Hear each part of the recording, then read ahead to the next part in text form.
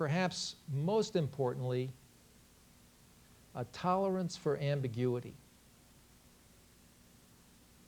That should not be confused with a love of risk, because the best entrepreneurs I know are constantly asking themselves how to shrink risk out of a situation.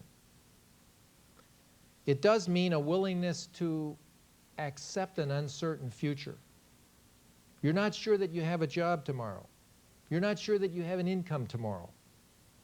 And you're willing to give up the corporate environment which you know, the peer group with which you feel reasonably comfortable, the customer base, the daily routines, and you'll take on the ambiguity of attempting to establish in the marketplace your vision of a venture. Okay, you've matched up your attitudes with those that I've just described, and you pass. Maybe not a perfect match, but pretty good. How would you begin to become an entrepreneur? How does one get from here to there? From employment to self-employment? I don't have an idea, you say. I don't have money, which you've told me is an advantage. And I just don't know how or where to start. I have to pay off my debts. I have, or I hope to soon have, family obligations. Well, don't be afraid to take a big step if one is indicated.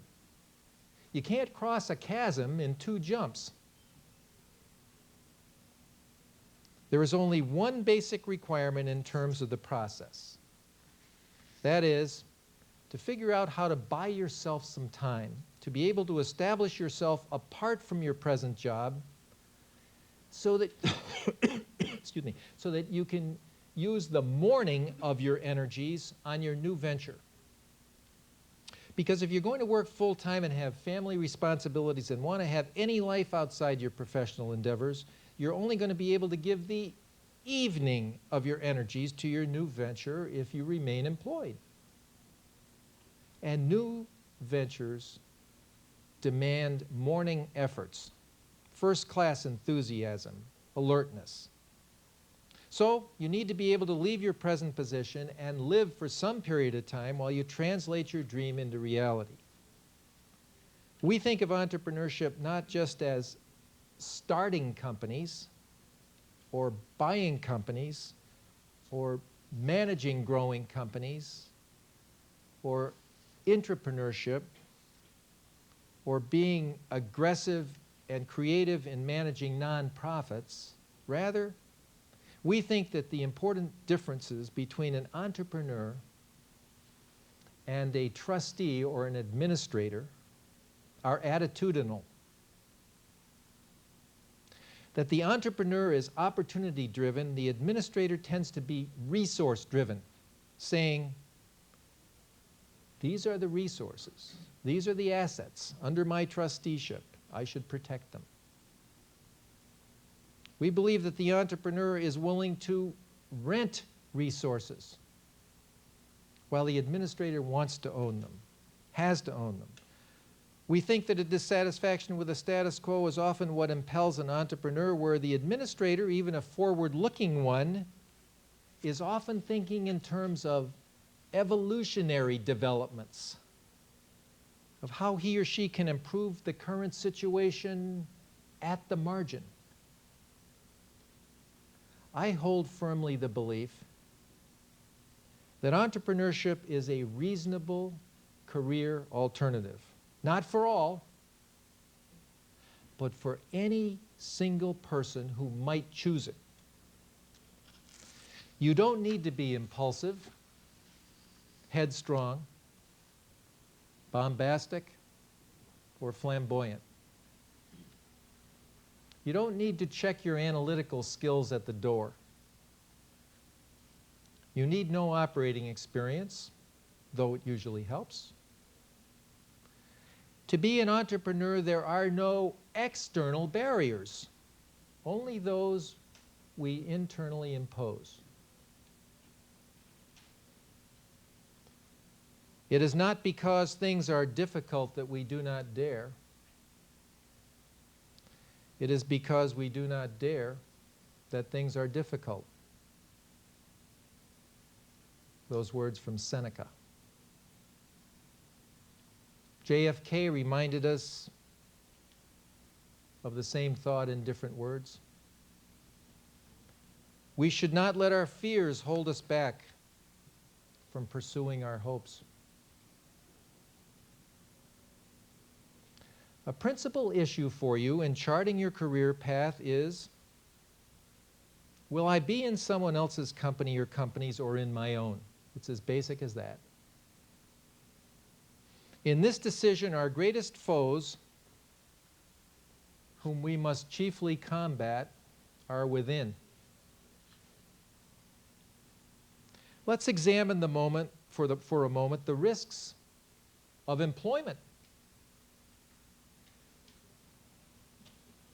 You know, we're always examining the risks of going out on our own, and they look formidable. But let's think about the risks we run by not going out on our own. While the company that employs you will hopefully challenge you, promote you, pay you well, flatter you, give you increasing numbers of buttons to push and people to manage, it may also, if you're lucky, acclimate you to its culture, envelop you and consume your entrepreneurial energies, perspective, and risk capacity. And I say perversely, if you're lucky, because if you choose that path, you want to be wrapped up in it. That's the only way you will do the best possible job. What a paradox. Many, although certainly not all, larger company executives, I submit, are anything but free. How many of them would love to leave, but don't know how to, don't know where to go, can't afford it, and in many cases don't dare to? I've rarely met an unhappy, successful entrepreneur, but I've met many unhappy, successful executives of large companies and partners of consulting and banking firms. I submit that your career should not only be fun, it should serve your life.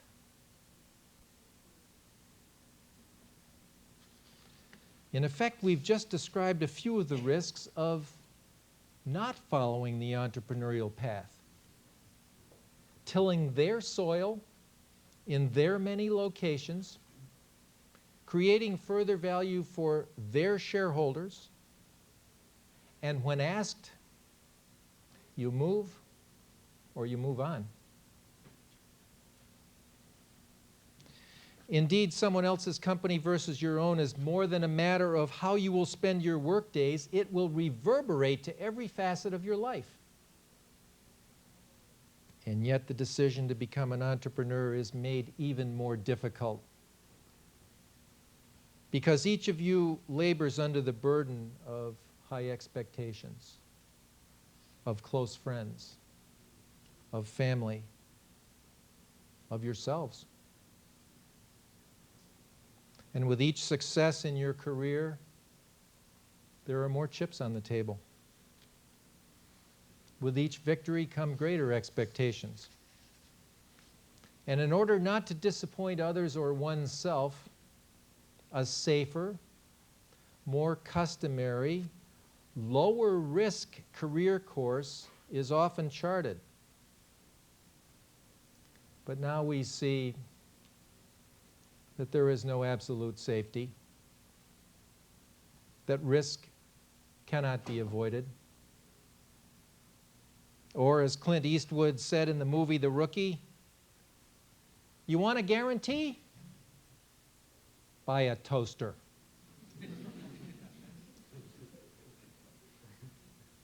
we see that now there is no right career choice as there has been in the past. It was easy to choose a college or university from the attractive alternatives that each of you had. It was easy to choose a job. It was easy to choose a business school from among the most prestigious. But now, there's no right choice. There's no low-risk choice. There's no proper choice. Most of us realize this fact intellectually, but we find it very hard to accept emotionally. Certain risks, in fact, must be assumed, as mentioned, consciously or not. And thus the operable question becomes, what set of risks can I best control?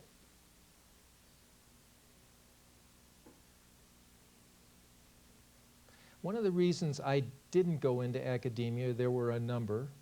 I didn't think I'd be good at pure research. I needed to make more money. But one of the really compelling risks for me was that I perceived it to be an environment with strong political overtones. And that equated to me, even at that point in time, I happened to think in this way, that equated to me to a set of risks I couldn't control. It's really hard to evaluate pure research. And there's a strong political element among tenure within the academy. I don't mean to demean anything at all. I'm just speaking from the heart. I start with the premise that one of our goals in life should be to die young as late as possible. Therefore, what are some of the important questions to be asking oneself if the door to an entrepreneurial career is to be left open? One, how would I define my ideal work environment in terms of partners, ambiguity, risks, peers, status, power, smaller versus larger work environment, structured versus unstructured, the importance of money.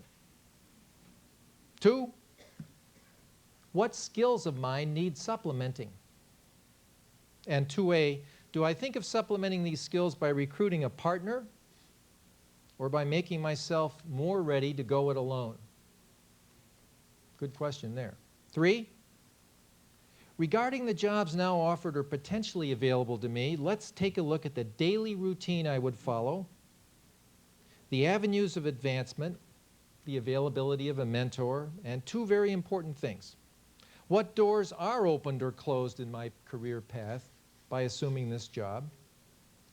In other words, what are the natural transitions out of this job, and what are the more awkward transitions? And secondly, in this job, how hard will it be for me to keep my perspective, to keep my career goal in mind and nurture it and move toward it? I've learned that the easier a change is to make, the less it usually matters, and that the older we get, the harder it is to choose change, which makes it even more necessary to do so from time to time. Change is a form of hope. To risk change is to believe in tomorrow, and hope is a gift we need. So I feel it behooves us to set a course whereby each job change we make, however difficult, moves us closer to our career objective. But the path must be visualized in advance. Now back to the question of how to get from here to there. Well, the most difficult part of the task, as Plato once said, quote, is the beginning of the work, end quote. And that means beginning the search and sustaining the